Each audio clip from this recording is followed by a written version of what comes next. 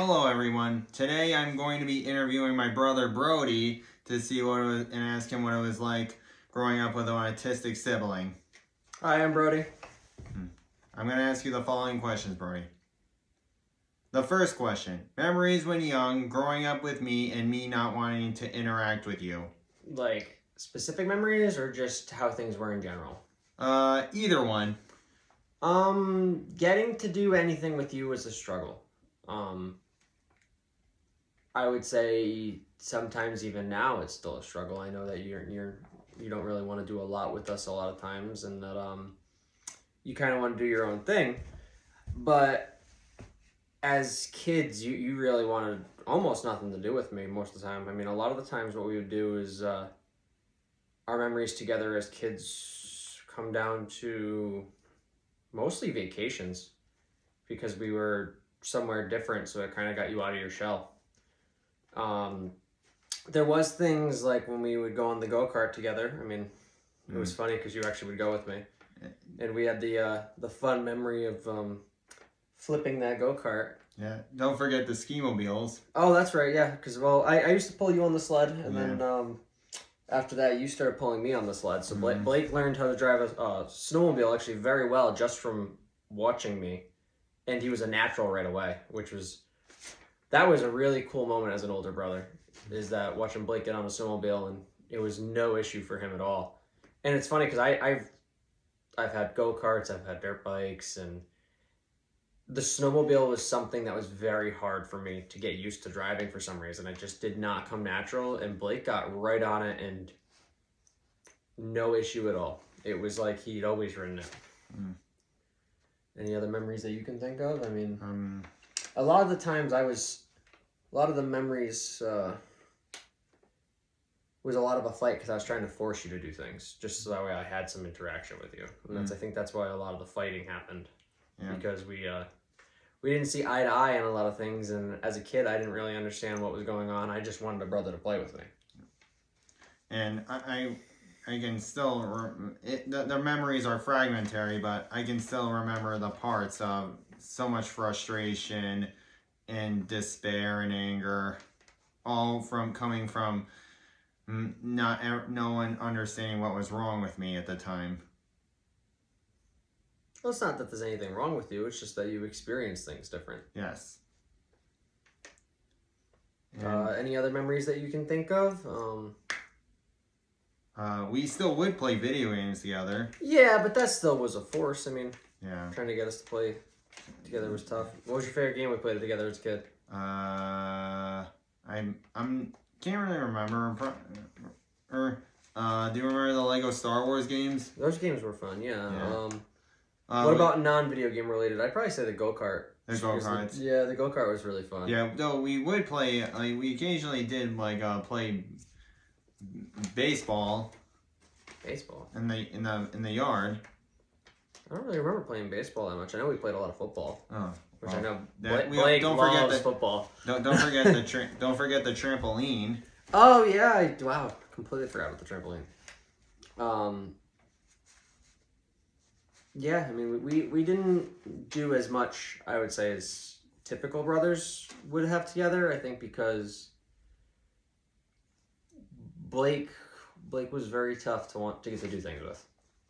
And a lot of times it just eventually ended up by me being mad at him because he didn't want to do anything. And him being mad because he had a lot of things going on inside him that he really couldn't explain.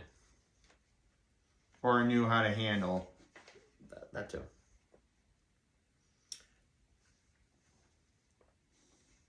Ready for the next question? Mm-hmm. All right. What's been the toughest, question number 2, what's been the toughest part? I would say 2 things. The first one would be, like I said, getting you to do things and being willing to try things and just to open up a little bit more with your willingness to try things. And 2, I would think that the hardest part overall was growing up. Blake and I went to different schools. I went to one school and Blake went to a different elementary school because they had better programs suited for Blake's needs. And as a kid, I didn't really understand really why. And everybody knew, hey, you have a brother that's 2 years younger than you. Why don't we see him? And I didn't really have an answer. I mean, I was like 9 or 10 years old. It wasn't really like I wanted to dive into that or with other kids. I didn't really know what was going on all that well myself. And I mean, even though there was only a 2 year age gap, Blake and I only went to school for 1 year together. And that was my senior year, which in my freshman year of high school. Mm-hmm. And Blake didn't even get to ride into school with me except on Fridays because I had a morning class that started earlier than the normal school time. So Blake rode the bus in, and I drove him home in the afternoons. Yep. So it's not even like we spent all that much time together. But that was a really tough thing as a kid to kind of understand why that we didn't get to go to the same school. I mean, I understand now as an adult, but it was really weird to try to explain to other kids and not understand why I didn't get to spend more time with my brother, why we weren't able to be in the same class, like not the same classes, but the same school, and just that was a really tough thing out of everything. Okay, right. Mm-hmm. Ready for the next question? You don't gotta ask me. I'm fine. All right. Question number 3. Who is your favorite brother? Mitchell. No, What? I'm kidding. It's you. I know. That was a joke question. All right. Okay, you ready for the next one? Mm-hmm. The true question number 3. Will there be a cure for autism? Do you think so, Brody? I don't know. I really don't know. I have. I mean, there's not even really enough studies that can really be proven what exactly causes it. I mean, we have so many different things that it could come down to where it could be a multitude of things combined. It could be environmental and genetic factors. Could be a whole bunch of different factors. I mean, right now, I know the autistic diagnosis rate is accelerating, especially as generation to generation goes. Don't forget, the human bodies are one of the most complex things who ever lived. Mm-hmm. Which I definitely think, I mean, it could be stuff with, could be a lot of different combinations. But I really don't have an answer for you. I don't know. I'm not a scientist. But it just seems like, doesn't it appear like strange that, human beings have been like progressing for countless amount of years, and only just now are people starting to point out the autistic population rising. Well, I mean, we have more people being born now than ever too. I mean, that could be a part of it. I mean, a lot of people, I don't like I said, it could come down to genetic. It could come down to nutritional bases. Like if it's something with like a mixture of genetic, it could be this. It could be a multitude of things. I mean, like I said, I'm not a scientist. I don't know about. Yeah, well, it could be all like. To be honest, Blake, I wouldn't want to cure you. I like how you are now, even though you're pretty mean to me. No, I wouldn't want to change you. Okay. I mean, maybe I'd like you to want to spend a little bit more time with me, maybe once a week or something like that. But I wouldn't want to. I wouldn't want to think of it as a cure. All right. Because I would keep you the way that you are. All right, but other than that, just improve my qualities.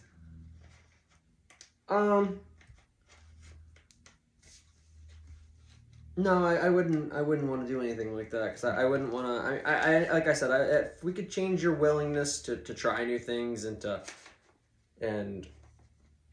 I don't know if motivate would be the right word, because I know that if you're not interested in something, you don't want to do it at all, which is true, right? Yep. I think it would come down to if we could get you some sort of something that could get you more motivated or willing to try something different. I think that's something that, I don't know if it'd be a cure or whatever it is, but I wouldn't want to cure you for my own selfish reasons because you're my brother and I wouldn't want to change you. Okay. Thank you. Ready for that? We're not even 10 minutes in and we're going to make people cry. Oh, no. Ready for the next question? Yeah, go ahead. Question number 4. How many people do you know with autism aside from me?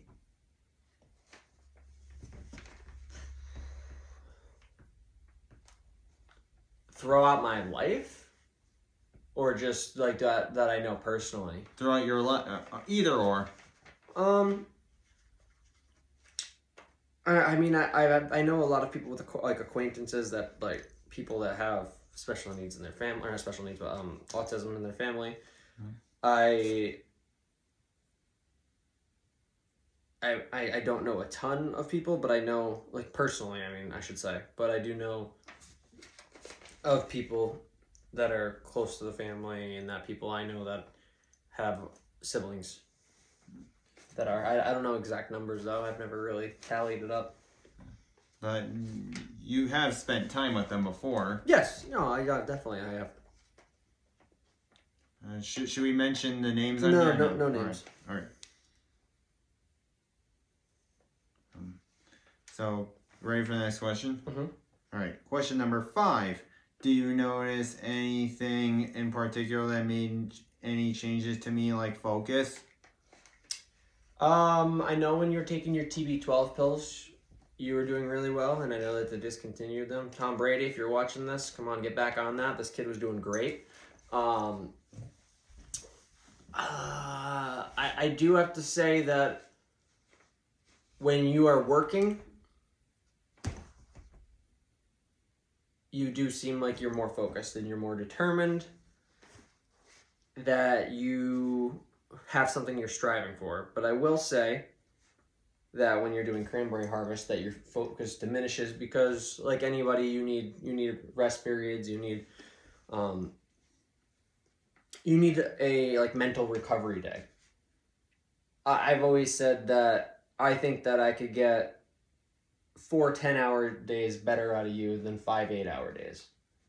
And I think that's something like, and you've never like worked for me or anything like that, but I'm just saying, as somebody like, from someone who's worked with you for a couple of years. I mean, how many years at the Cranberry Bog did we work together? Well, we worked there 3 or 4. We worked there from 2015 to 2020, so 5 years. Oh wow, yeah, that's 5 years. But I wasn't there full time with my shoulder and stuff like that. But Yep. Well, it would we were still. I mean, together. I was working when I was between stuff, and I would say that I think that you work best like that, like a 4 hour day and like a 3 days off, because that focuses you a lot. Yes. And I will say that, like when you got your car, or when you get your Jeep, I should say, that your focus seemed like it changed because now you had something you're making payments on. So when you have goals, you change. Yes. To an extent where you're more motivated. Mm-hmm. I would say that's really about it. I'd say the TB12, those vitamins, those definitely helped. And when you have a goal, you focus more. Yes. And you do work well when you have the right amount of rest. Right. I would say that's pretty much your focus, what I think. All right. Question number 6. Mm-hmm. Ready for the next question? Yep. Why do so many parents get divorced when their kids have special needs? Because it's not what they expected. I think that people think that, I mean, having something that you're responsible for, something or someone, is a lot more pressure than I think that people realize in general. I mean, I don't have kids, but I learned that just getting the dogs, that it's when you're fully accountable for something, it's a lot more, it's not stress, but it's just a lot more responsibility. And I think that a lot of people don't prep for that. And then when you're prepping for something, when you do prep for it, and now say you have a child with autism, I mean, you have some that are nonverbal, you have a whole bunch of different severities along the spectrum, that parents don't know how to take that, I think, a lot of the time. I think it comes down to, I mean, you have people that are, they're working full time, they're trying to make sure that everything's all right for their child. I mean, you might have something different at school that you have to do, or some type of program that's different, that it's different than making sure your child behaves, eats their food, and goes to school. Yes. That's the different thing, and it's not so cookie cutter because every child's different, but so is every autistic child. Which I think that you would agree with me with that. Yes. Mm-hmm.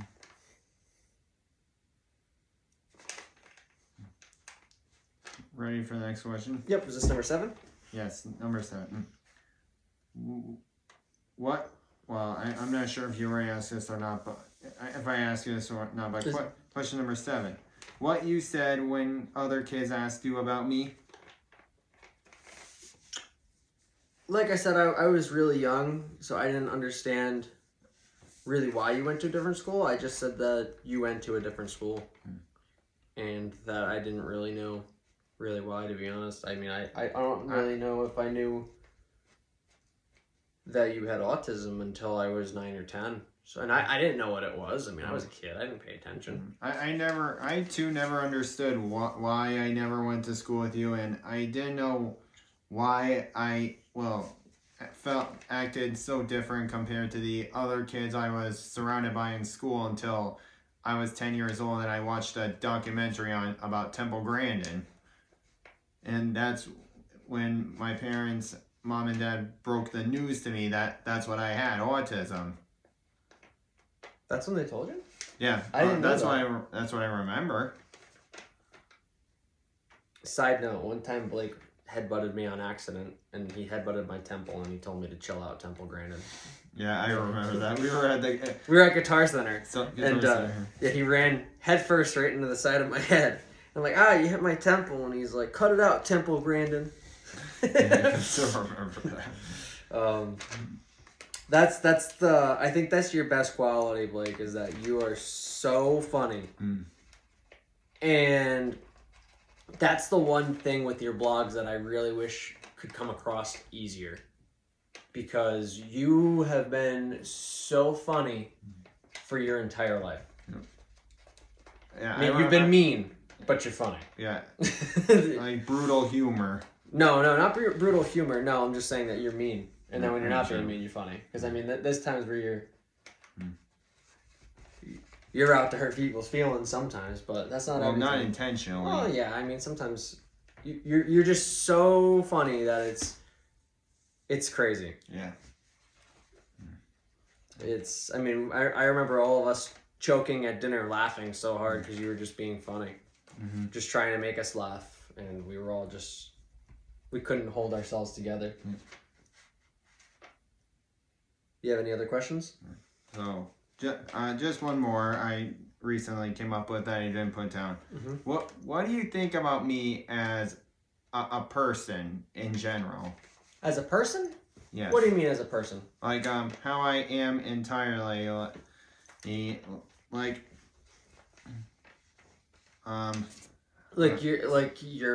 demeanor, or how? Like, what do you mean? Anything, like, you know, how I am as a person. You mean like nice, like just my character, like how I treat other people, how I act towards other people. Any of it. Well, I mean, I'll go through your qualities for everything. I mean, Blake's very, very funny. Yep. He's confident with how funny he is. You see that? Yo. he's confident about that. He's very, very funny. His memory is unbelievable. Yeah. I think that if you focused on one topic, you would be the smartest person in that topic in a couple of years. Yep. Your ability to retain information and just pull it up because your memory is photographic, right? Well, I mean, would you partially, yeah. Yeah, I mean, mostly, yeah. Blake is possibly the funniest, smartest person I know. And I know some pretty smart people. But there is the drawback of, because Blake has a lot going on that we don't understand, and that's a lot of times he doesn't understand. He's a very moody individual. He's cranky a lot of the times. He'll lash out with because his thing is he doesn't really have a way for an outlet. So things don't leave. So my mom would definitely attest to this. I mean, he comes up with things that is bothering him from 8 to 10 years ago sometimes to her. That, and it's a lot of the time it's stuff that I said. I will admit that I was a jerk when we were kids because I didn't understand the situation and I was just frustrated and mad and I wanted a brother to do things with me. In my own selfish childhood perspective, I just wanted my brother to do things with me and not feel like that I had to do things on my own or with other people because I had a brother that lived with me and was in the house. I wanted you to have that relationship with me. And the problem is you didn't want to do anything, so I tried to force you to do things that I wanted to do. I can still remember those. No, as a person, I think that you are unbelievable. And I wouldn't change it for the world because you're awesome. Thank you.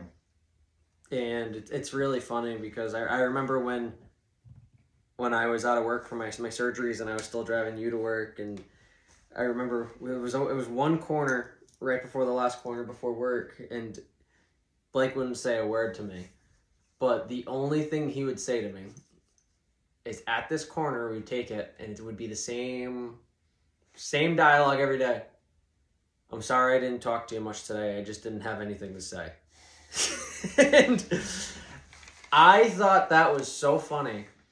And this went on for months because I drove you to work every day, right? Yeah. I think I drove when I was out of work for waiting for my surgery to happen and everything like that. I would drive Blake to work still, and he would say the same thing every day, and it was just so funny. And even when he's kind of cranky, he's still funny. I mean, there was times I didn't have to drive him. I didn't need to, but I still want to. He's my brother, and I wouldn't change him. And that's how I look at you. I think that if I didn't know you, I think that I would want to know you more because you're a very smart person, and I enjoy talking to smart people. Thank you. I think that your ability to remember things, and like even coming down to whether it's dinosaurs that you liked when you were younger, or remembering stuff about celebrities or movies and TV shows. All that good stuff. Yeah, all that good stuff. Even certain events I witnessed throughout my life. Yeah. I mean, just your ability to remember what day of the week it was, like from like 100 years ago.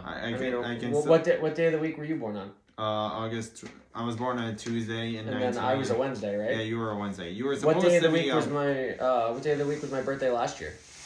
Your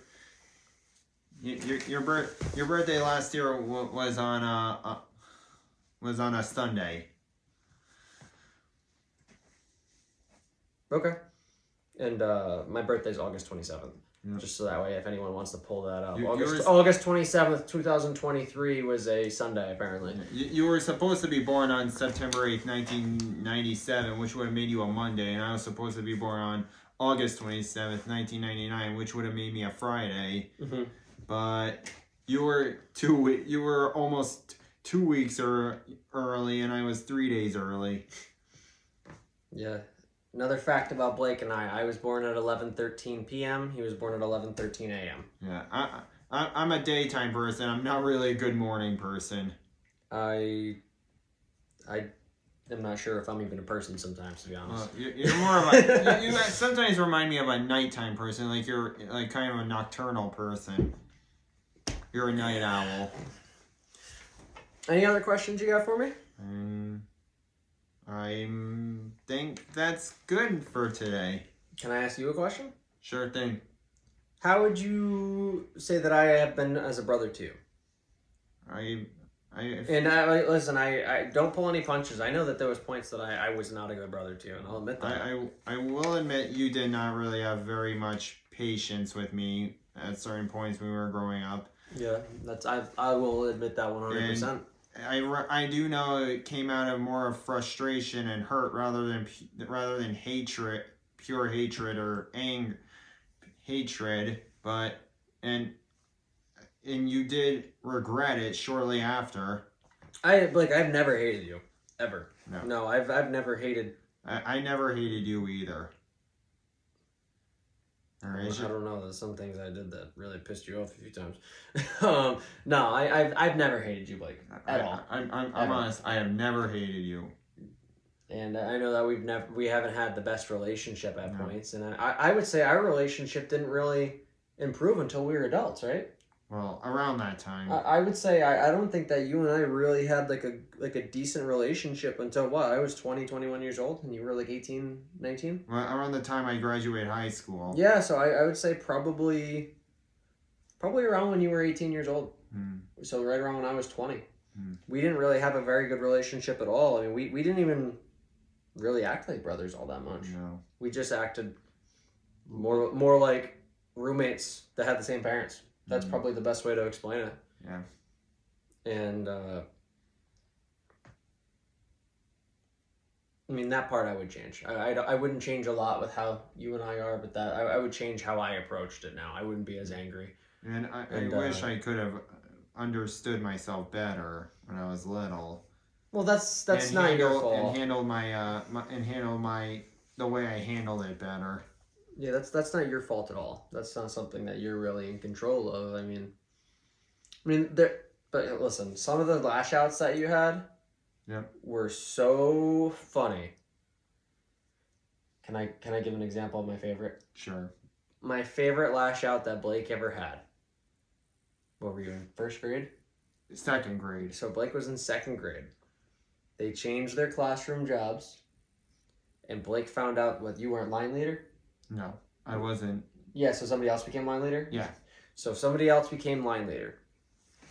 And Blake was so mad, he said he wanted to rip off the new kid's face who was line leader and make him eat dirt. And that is probably the craziest threat of violence I've ever heard from a second grader. And I wasn't there for the story, but I think that is so funny. I shouldn't be laughing about it. Mom does have notes. Oh, I wish I gotta read those notes again. Those are so. It shouldn't be funny, but from an outside perspective and someone that's lived with you and just knows everything, that's so funny to me. I think that, like I said, almost everything you do is funny to an extent. When you actually are, well, that you weren't trying to be funny. I mean, you actually wanted to rip his face off, which that's not good. You can't rip people's face off. No.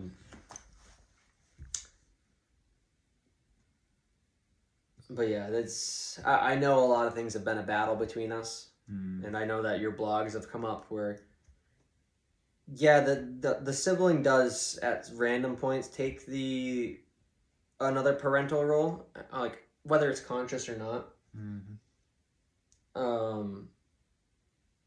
That there's just things that you wanna see your sibling do well, and you want your sibling to progress, whether they fight you or not. And that's something that I've always cared about, and that, I mean, even when you were driving, I know Mom and Dad have a lot of anxieties about that, which, I mean, I understand. You're driving their car. I mean, they're giving their, how old are you, 23 when that was happening?